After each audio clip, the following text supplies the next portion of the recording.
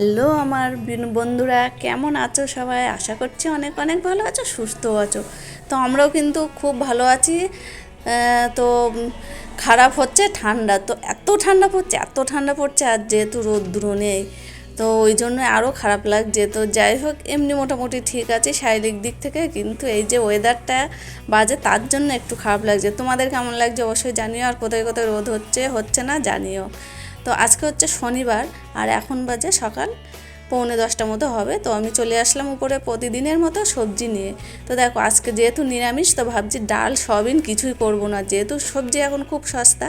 তো তার জন্য সবজি রান্না করব সব কিছু। দেখো কেটে নিয়েছি বাঁধাকপি, আলু, শিম, চচ্চড়ি হবে। দেখি শিম দিয়ে বেশ গোটা গোটা শিম দিয়েছি, আলু আর বেগুন আর ওলকপি দিয়ে একটা বেশ মাখা মাখা, বেশ একটু ঝোলঝোল করে একটা সবজি করবো। আর ছোটো ছোটো যে বেগুনগুলো টুকরো করলাম, ওগুলো হচ্ছে নিম বেগুন করব।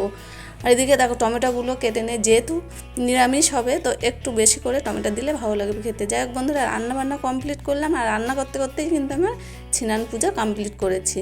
ভাতটা বসিয়ে দিয়ে চলে গেছিলাম।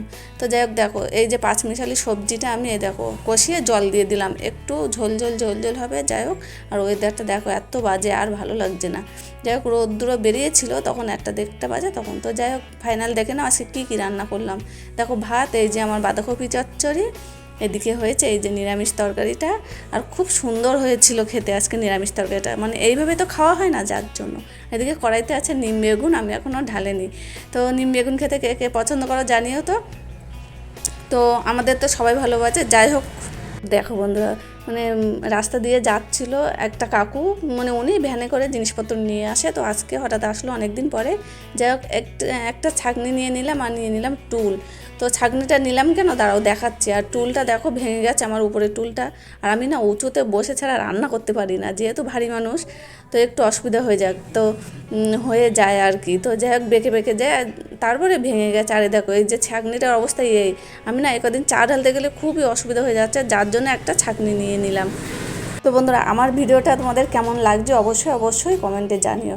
তো যাই হোক চলো, আর লেবু নিয়ে এসেছিলো, দেখো একটা তো নষ্ট হয়ে গেছে। আর দেখো এই জিনিসটা খাওয়ার জন্য কিন্তু সারা বছর অপেক্ষা করতে হয়, জানো তো।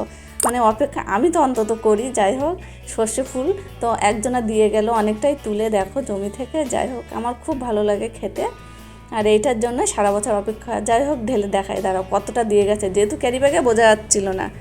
তো দেখো অনেকটাই কিন্তু দিয়ে গেছে। তো কালকে এই রেসিপিটা করবো, যেহেতু আজকে রান্না হয়ে গেছে, যার জন্য। তোমরা কি সর্ষে ফুল খেতে পছন্দ করো অবশ্যই কিন্তু জানিও।